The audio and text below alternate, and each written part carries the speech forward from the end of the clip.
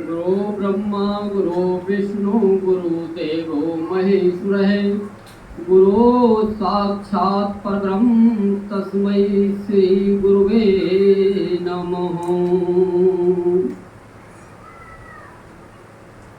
देखो, समय समय पर गुरु के विषय में बहुत सी चीजें बताई जाती हैं।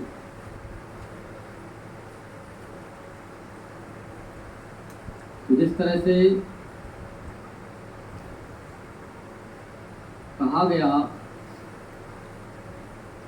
कि गुरु ब्रह्मा गुरु विष्णु गुरु देवो महेश्वर है, कि गुरु ब्रह्मा विष्णु महेश्वर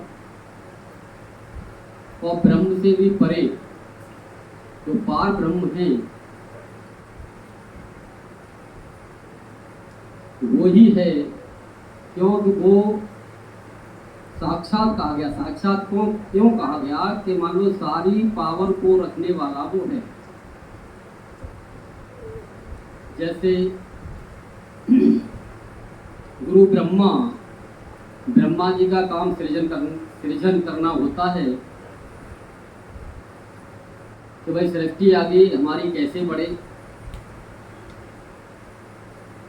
तो शुरुआत में मैं आपको बता दूं कि सृष्टि कब बढ़ेगी।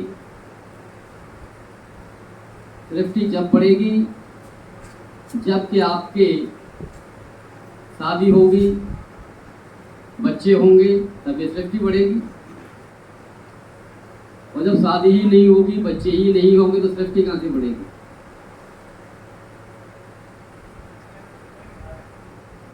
तो गुरु के अंदर ये भी पावर होती है कि जो गुरु नाम से जुड़ता है तो जिसकी सृष्टि में कहीं अड़चन आ रही है,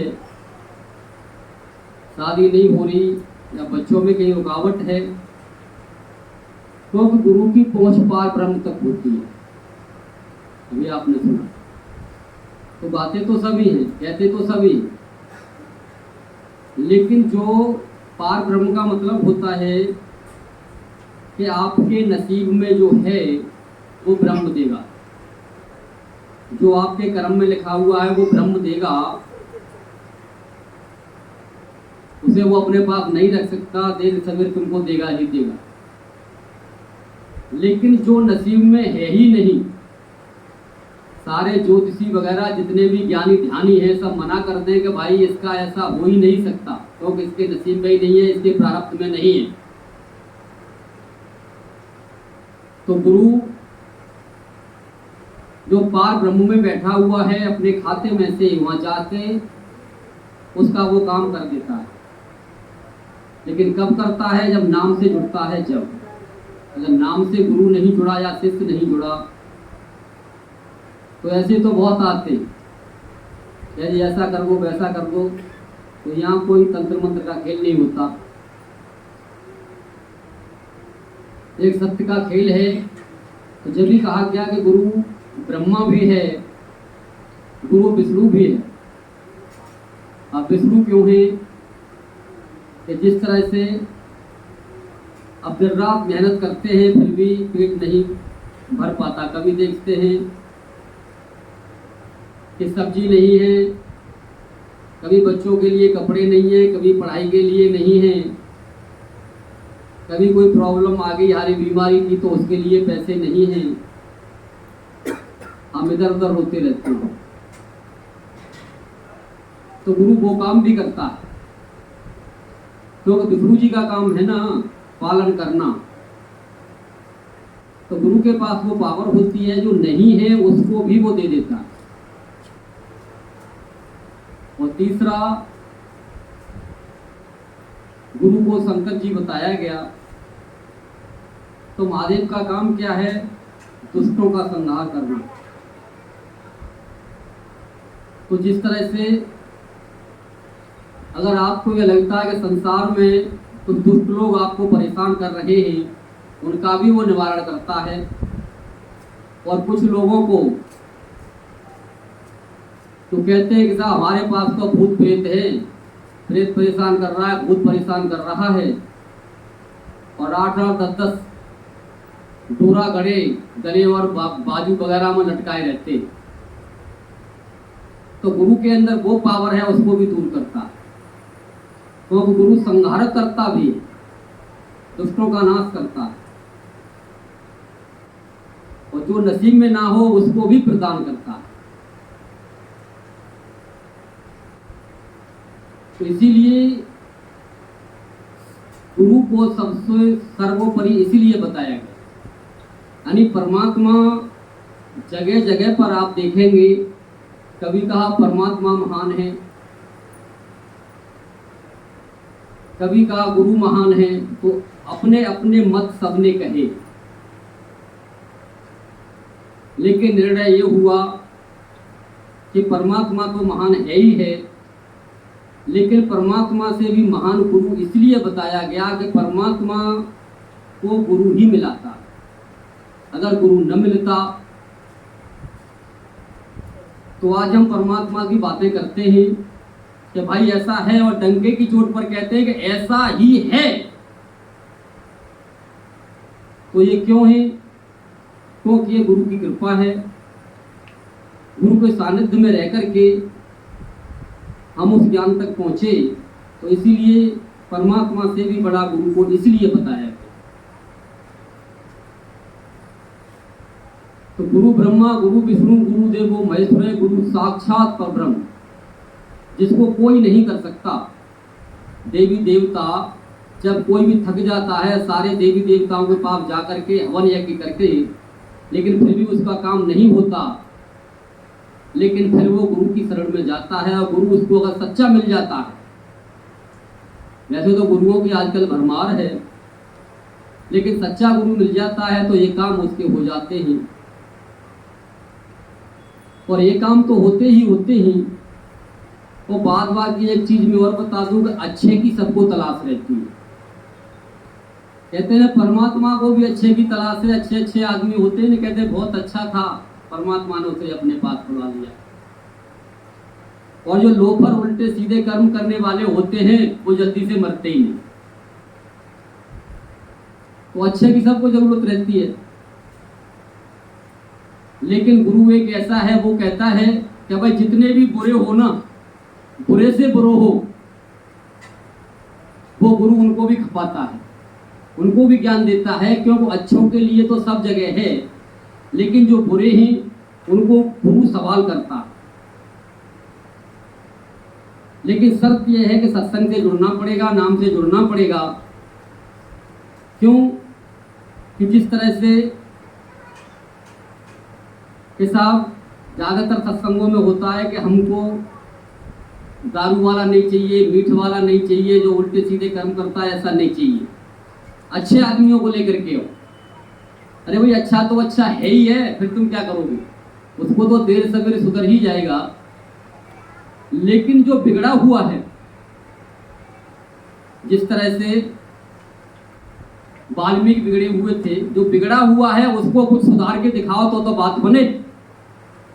सुधरो हुओं को क्या सुधारोगे? वो तो पहले ही सुधरे हैं। उन पर अपनी तरकीब और अपनी पावर उसमें इस्तेमाल करके क्या दिखाना चाहते हो? जैसे कुछ समय पहले उधर से फिल्मिस्तान की तरफ से आपने देखा होगा कि एक भक्त आए थे, तो उनके साथ यहाँ से कुछ लोग गए, और बाद में उनका फोन आया कि साहब जी आपका ज्ञान तो बहुत बढ़िया है, तो मन के फिर क्या चाहते हो? तो बोलो तैयार कर करके मेरे पास भेजो। मैंने कि और भी उन्होंने कहा कि भाई मेरे जैसे, यानी अपने जैसे भेजो। मैंने कि मेरे जैसे भेजू? मैंने कि मेरे जैसा तैयार होकर के तुम्हारे पास आके क्या करेगा भाई? क्या बोले मैं ज्ञान कराऊंगा? मुझे ज्ञान कराओगे? तुम के यहाँ आए क्यों थे? या ज्ञान करने आए थे या ज्ञान कराने आए थे? तो एंड ये निकला कि गुरु और चेला दोनों ही अकाल मौत में चले गए।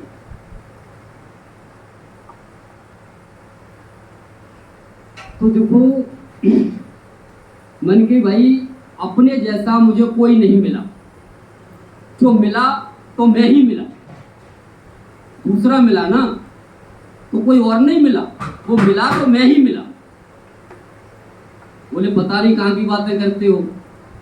मैंने कहा इस जन्म में तो जान नहीं सकते कहाँ की बातें कर रहे हैं। अपने जैसा मैं ही मिला और कोई दूसरा मिला तो मैं ही मिला, दूसरा कोई था ही नहीं। तो अपने जैसे तुम्हारे पास कहाँ से भेजूं जिन्हें तुम ज्ञान कराओ।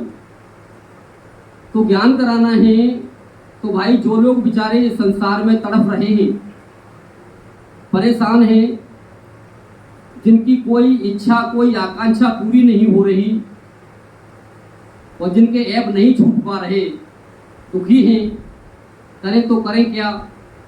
तो ऐसे लोगों के लिए कुछ रास्ता खोला जाए तो बात बने,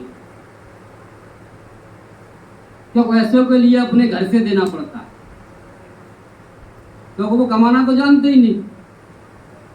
उनको तो घर से दोगे तब जाके बात बनेगी। तो इसी के लिए कोई नई बात नहीं है, ये हमेशा से होता आया है, जिसके लिए हम सुनते चले आ रहे हैं कि उल्टा नाम जपा जग जाना और वाल्मीकि वै ब्रह्म समान। क्योंकि वाल्मीकि तो एक डाकू थे और जंगल में रह करके पता नहीं क्या क्या कार्य करते होंगे, पक्षियों को मारते होंगे, जानवरों को मारते होंगे, क्या खाते होंगे, क्या उनका खाना पीना होगा, क्या रहन सहन होगा। लेकिन जब गुरु की नजर पड़ी, जब उनके सानिध्य में पहुंचे, उनके बताए हुए मार्ग पर चले, तो वो क्या हो गए, यानी ब्रह्म में और उनमें कोई फर्क नहीं रहा। यानी वो उनको बोध हो गया, वो उनको ज्ञान हो गया, जिसके लिए कहा जाता है ना अयम ब्रह्मसि, मैं ही ब्रह्म हूँ। क्योंकि जब हमको अपने स्वयं का ज्ञान होता है तो ये पता चल जाता है कि मैं शरीर थोड़े ना हूँ, मैं ब्रह्म हूँ। लेकिन ब्रह्म के ऊपर तरह तरह की भ्रांतियां लोगों ने फैला रखी है कि ब्रह्म जो है, कोई कहेगा ज्योति है, कोई कहेगा प्रकाश है, कोई कहेगा अनहद है। क्योंकि जाना ही नहीं, किताबें पढ़ी पढ़ाई और सुनी सुनाई बातें करते हैं। लेकिन जिसने जाना तो क्या कहा, अयम ब्रह्मसि, मैं ही ब्रह्म हूं, यानी ये जो जीव है ना यही ब्रह्म। जब अयम ब्रह्मसि कहा गया, कोई प्रकाश को देख के उसने ब्रह्मसि नहीं कहा, कोई अनाथ को सुन के ब्रह्मसि नहीं कहा, क्योंकि इसमें भक्ति बहुत करते हैं और कोई बिरला ही पहुंच पाता है। जिस तरह से आपने इतिहासों में पढ़ते चले आ रहे हो, शास्त्रों में पढ़ते चले आ रहे हो कि ऋषि,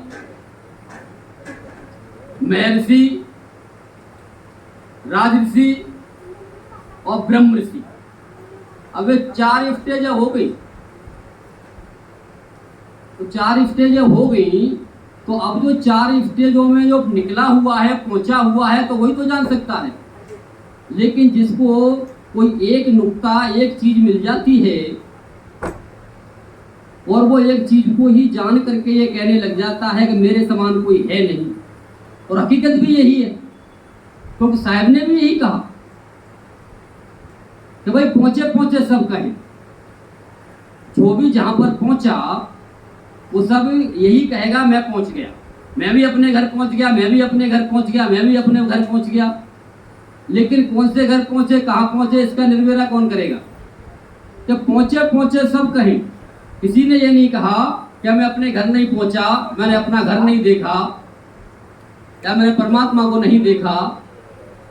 तो पहुंचे पहुंचे सब कहें, पहुंचा कोई एक, करोड़ों में तो है नहीं, अरबों में कोई एक, यानी अरबों में कोई एक आध उस परम स्टेज पर पहुंच पाता है। लेकिन हमारे कबीर साहब ने, हमारे संतों ने ये कहा कि भाई बुराई किसी की मत करना, बुराई किसी की मत करना। क्या करना कि सब संतन सिरताज हैं। बड़ी मेहनत से कोई स्टेज प्राप्त की जाती है, ऐसे ही नहीं कर ली जाती। कुछ करके देखो, कुछ करके देखो तो पता चले कितनी मेहनत लगती है। लेकिन जिन्होंने अपनी तपस्या करके, मेहनत करके, अपना त्याग करके कुछ जाना है, तो बोले उन लोगों की कभी बुराई मत करना, क्योंकि वो सभी महान हैं। बड़ी मुश्किल से उन्होंने जाना है। तो साहब ने साहब है, सब संतन सिर ताज हैं, अपनी अपनी ठौर। चाहे कोई ऋषि हो, चाहे मैं ऋषि हो, चाहे राज ऋषि हो, चाहे ब्रह्म ऋषि हो। अभी संत का तो इसमें नामो निशान भी नहीं है कि संत क्या बलाय होती है। संत को तो कोई पहचानने वाला न था, न है, न होगा। संत की तो पहचान जब होती है जब संत अपनी कृपा करता है, और जब उसकी कृपा फूटती है तब पता चलती है कि ये संत है। नहीं तो संत की तो पहचान आज तक कोई कर ही नहीं पाया। इसीलिए बाबा तुलसीदास ने साफ कहा, जो कोई कहे रे संत हम चीना, दोनों कान हाथ गहलीना। वो कहते हैं, अरे मूर्खो, तुम्हें कहते हो कि मुझे पता है कि वो संत क्या जानता है। बोले आज तक पृथ्वी पर कोई पैदा ही नहीं हुआ, और पैदा हुआ तो कौन हुआ? मैं ही हुआ। मैं ही हुआ तो दूसरा वो हो ही नहीं सकता। बाद बाकी संत को आज तक न तो कोई जान पाया है न जान सकता है, क्योंकि सत्य ही सत्य को जानता है। सत्य स्वयं सत्य को जानता है, और सत्य कोई दो चार नहीं हुआ करते। सत्य एक था, एक है और एक ही रहेगा। तो देखो,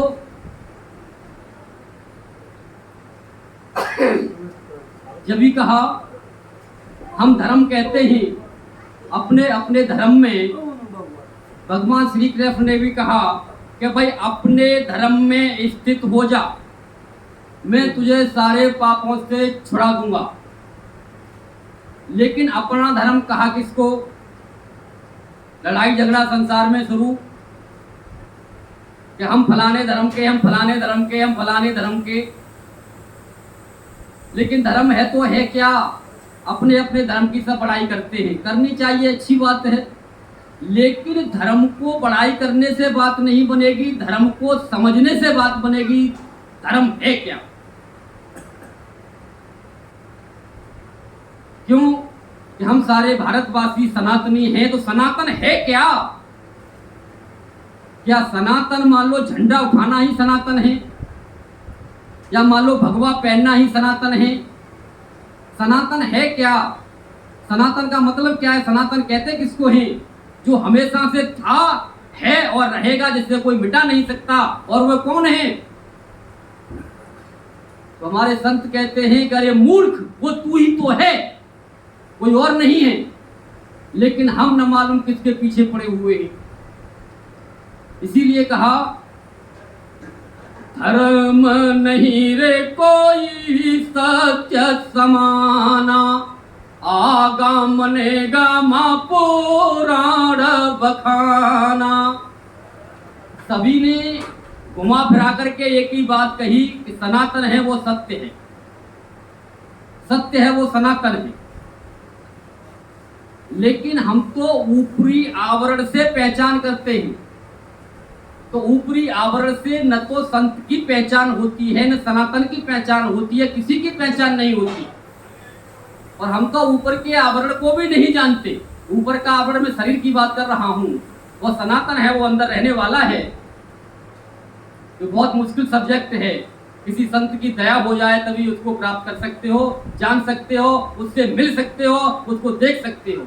बाद बाकी तो संसार आना जाना लगा ही है, कितने आयो कितने गए।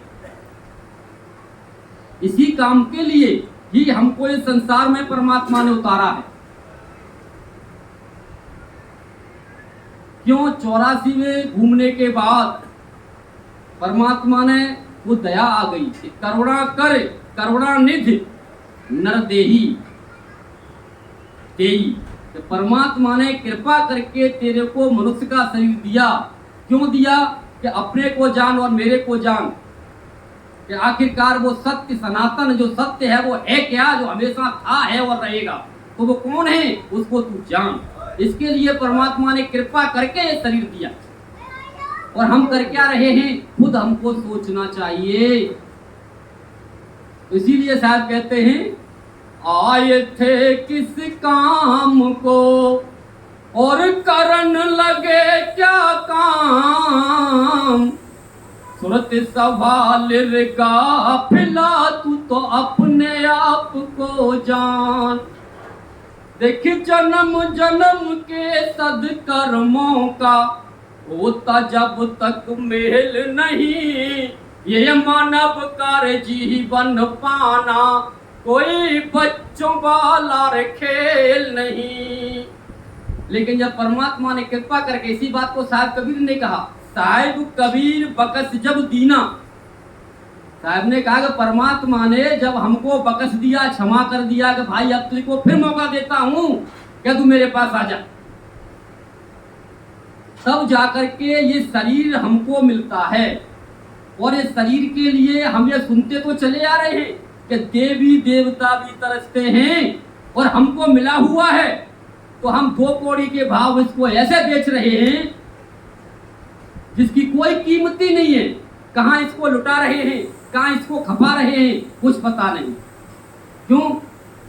कि अपने को ही देखना पड़ेगा, कमेंट करने से बात नहीं बनेगी। इसीलिए साहब ने क्या संदेश दिया, अरे बुरा जो देखना मैं चला, बुरा न मिलिया कोई रे, जो दिल खोजो मैंने अपनों, देख मुझसे बुरो न कोई रे।